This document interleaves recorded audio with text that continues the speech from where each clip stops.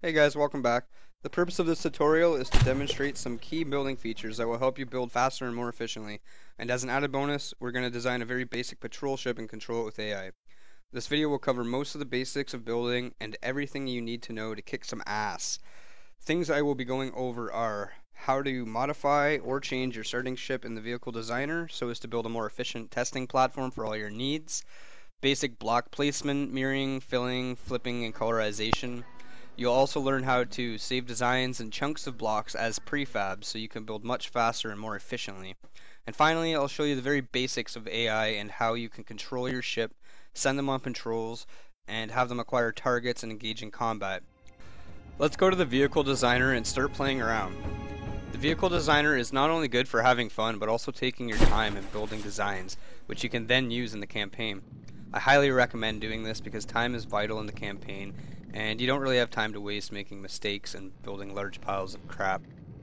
That being said, it's a good idea to replace the starter ship in the vehicle designer with something a little more comfortable. You'll probably want a large area for testing like this, and build a large engine that can handle anything you throw at it, such as this. To change your starting ship, simply build something in the designer, save the vehicle through the menu. In the options menu, you will find a spot to type in the name of the vehicle or structure you just saved under Gameplay 1. Alright, let's go ahead and build a basic ship. Press E to bring up the build menu and then select Vehicle from the new object menu. Before we begin, let me mention you should always be building in keyboard mode. It's just much more versatile and faster when you get the hang of things. Toggle this option with F3. So here we place our new vehicle. Pay attention to the direction of the arrow when you place your vehicle block because it will affect how your vehicle operates. If you end up building your vehicle backwards, you can always rotate it 90 degrees by looking at the top right corner in the load menu when you go to load your vehicle.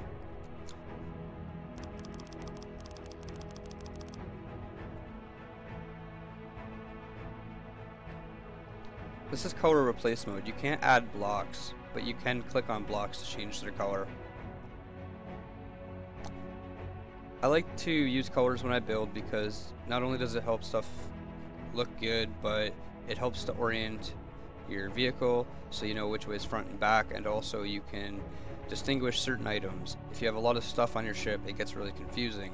I like to set all my AI blocks and components to green, for example.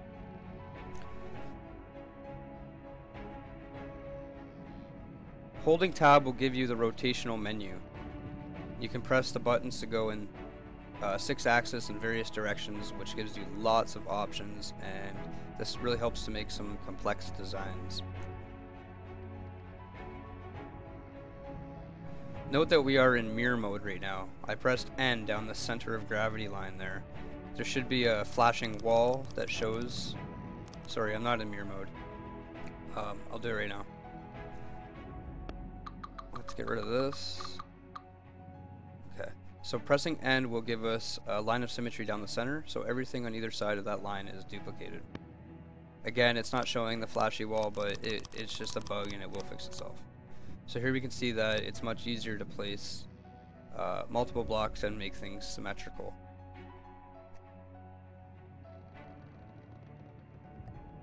By pressing R, you can easily select a block on the screen without having to go back into the menu, like so. This saves a lot of time.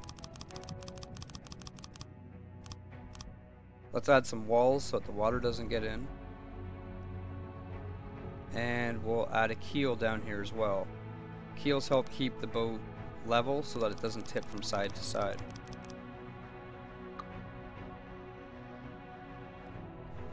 Again, experiment with different designs. There's no one way to build something.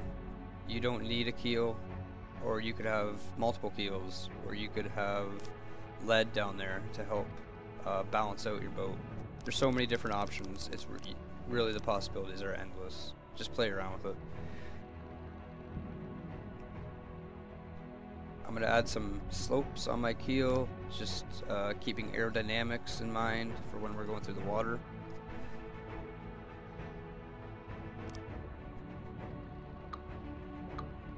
And we don't need that.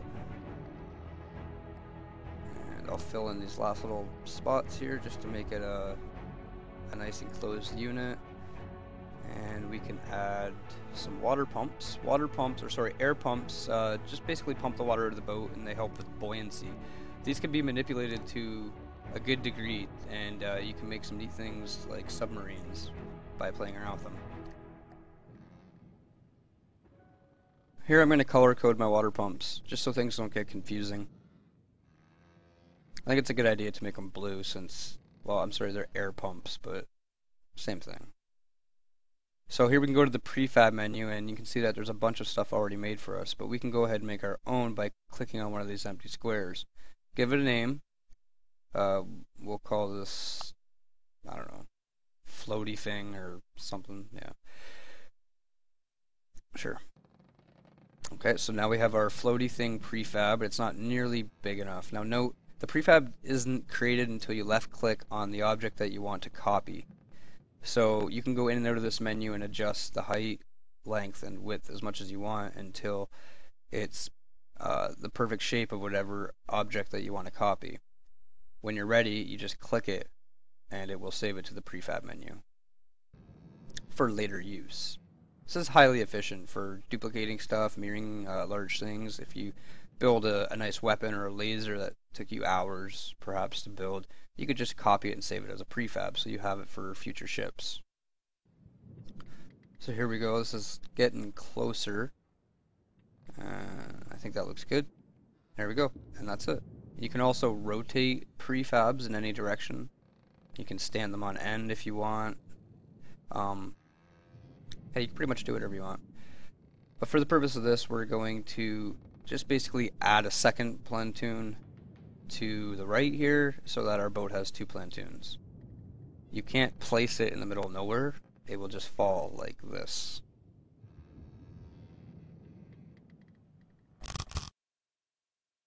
Yeah, see, so that's not good. So obviously everything has to be connected to something else. So we're going to go ahead and continue with the central portion of the ship first, and we'll add that on later.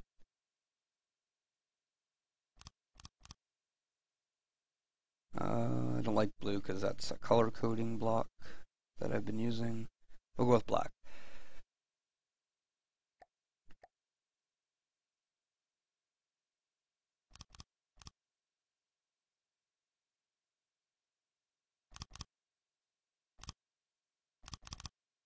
Now you can see my line of symmetry is not perfectly center, so obviously it's not going to be perfectly symmetrical, so I just had to go ahead and fill that in.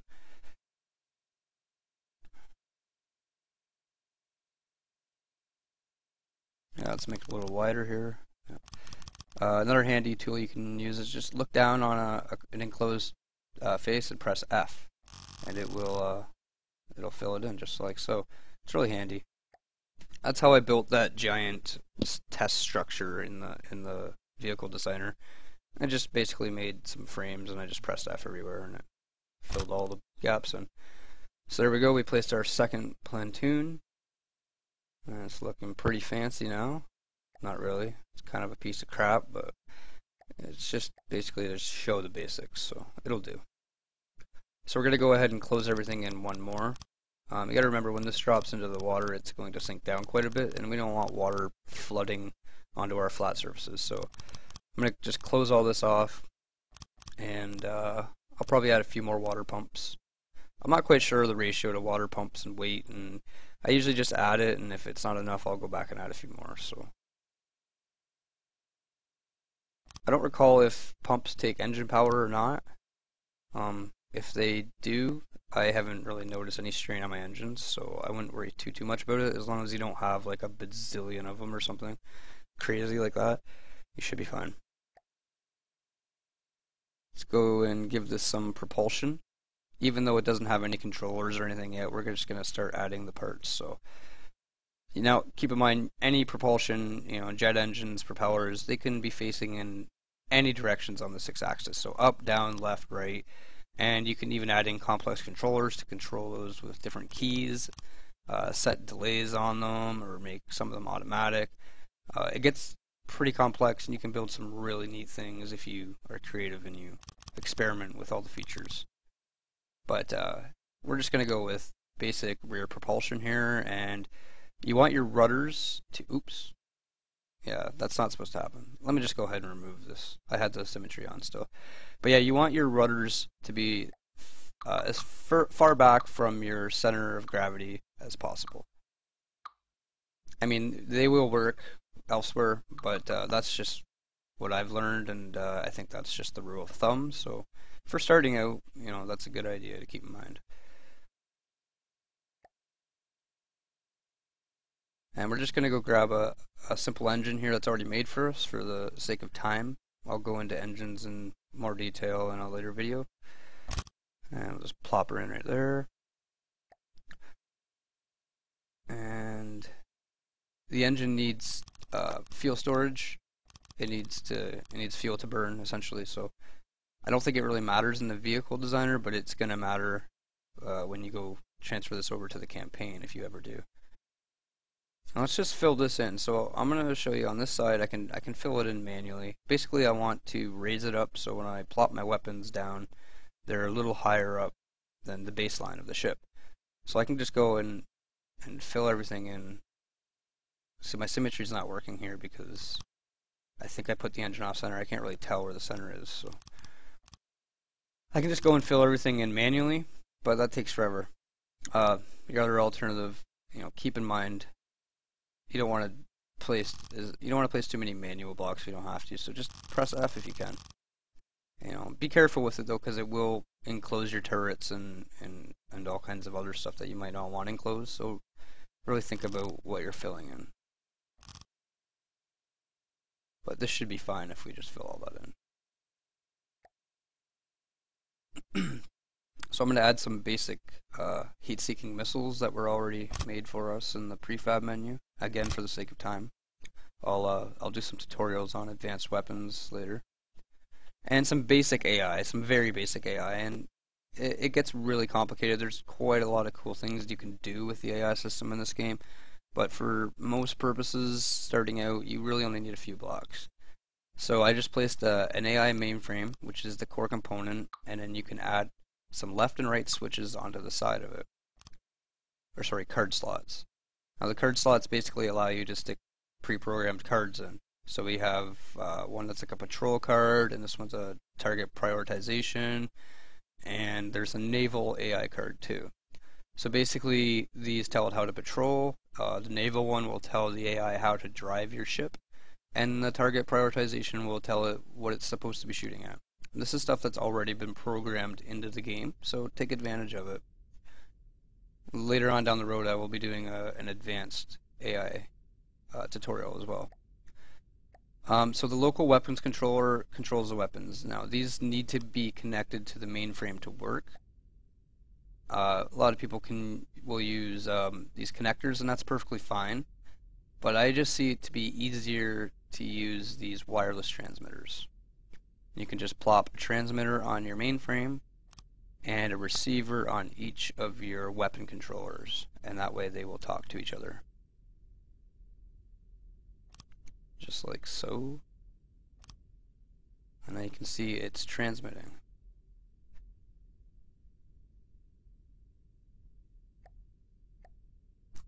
Now we can put some repair bots on the boat so that if it gets damaged, they will just fly off like little nanobots, and they'll just start fixing stuff up. I don't know how effective these are. I've had them on a few of my ships, and they just kind of fly around, and nothing seems to get done. So I haven't really experimented too much, but let's just throw them on. And some repair tentacles. They're good for repairing structures and other friendly fleets and boats and aircraft and what have you. So we'll put those on there, and then we'll get a couple of these ships working in conjunction with each other, and they will heal each other. Now you don't need AI for that. The tentacles operate on their own, so they know what they need to be doing, and they just do their thing. So, all right, let's go see if she floats. That's it. So well, it's not the nicest looking boat, and we kind of just slapped her together there, but it hopefully gives you a good understanding of all the core components. You can see the AI is already controlling it and just doing donuts there. Doing a little dance for us, but that's because if you press N, and you'll see this little top-down menu on the left here, that's our vehicle. And there's our cards. So we have the combat card that we put on the weapons controller. We have our patrol card. And the patrol card, if you hold shift and click, you can set a patrol destination for your boats. Now this is really good for obviously patrolling around your structures and protecting things, but you could also get creative with it. You could send decoys with AI mainframes because enemies target AI mainframes before anything else. So you could send decoys into the enemy base and then flank them with your real ships, or you could send a patrol with a satellite dish on it through space, just patrolling around the map.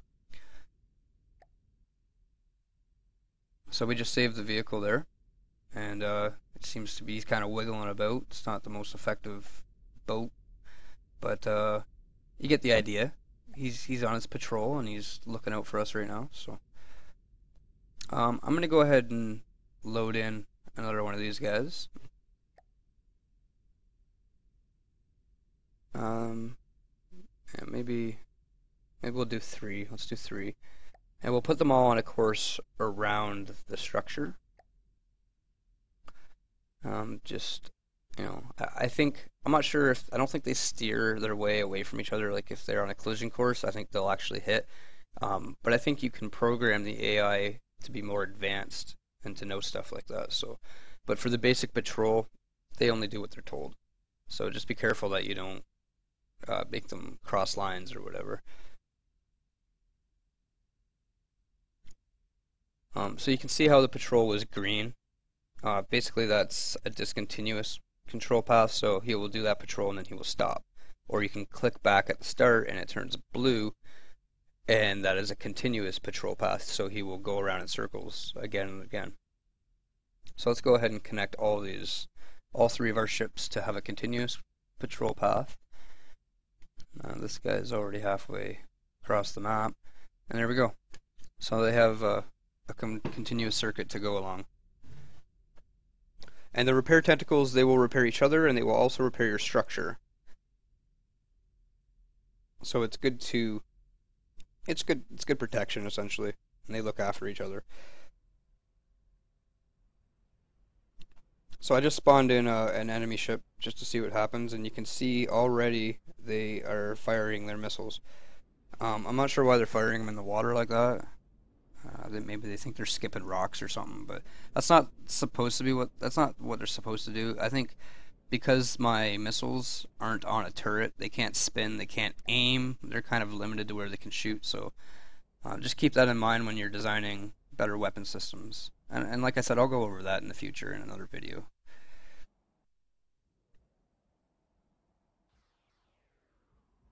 And we're getting blown up. They're really slow. So yeah, these guys are pretty useless, but they serve their purpose. Let's watch them die now. So yeah, so you can see he's healing the structure, which is good. They have to be within a certain range. I'm not sure what the range is. This guy over here, what the heck's he doing? Oh god. Oh god, we got our buildings blowing up, and this guy's doing wheelies for God knows why. So, yeah, so that's not the best boat design there. You might want to make yours a little longer, more narrow, kind of like a speedboat. You might do whatever suits your needs. Play around with it. He's getting to where he's got to go. He's doing fine. But because the missiles are pointed upwards, I don't think he can shoot. So we're not going to be able to see our weapons controllers in effect here. I imagine he's trying to shoot, but it's saying that he can't aim in that direction. So, like I said, if your ship was level and it was on, spinning turrets, 360-degree precision turrets and things like that, then it would definitely be able to shoot this guy at this range. Wow, he's really firing a lot of missiles at us. He really wants us to die. Oh, here we go. A couple more guys doing handstands over here, and looks like they're coming to help. Kind of derpy little boats, but what are you gonna do? So, that's it. that basically concludes this tutorial video. If you have any questions, leave them in the comments, and I'll try my best to answer you. And if you want to see any other videos, or if you want anything else figured out, let me know. Even if I don't know how to do it, I'll do my best to learn and show you how.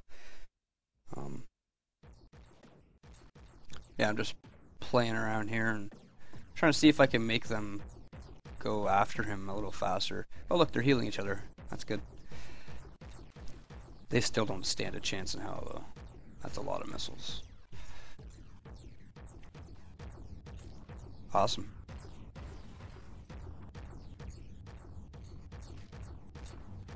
Well, these have to be the most ineffective boats I think this game has ever seen.